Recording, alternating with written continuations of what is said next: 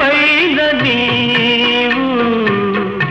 ఒంటి గాడివై అందరికి వెన్నెల పంచ రేయంత తిరగాలి ఇంటిలోన నేను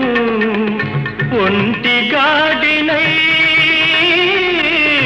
అందరికి సేవలు చేయ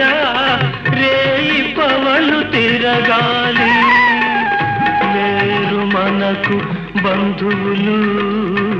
లేరు తల్లిదండ్రులు లేరు మనకు బంధువులు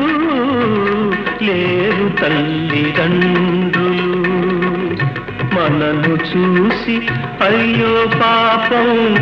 అనేవారు ఎవరు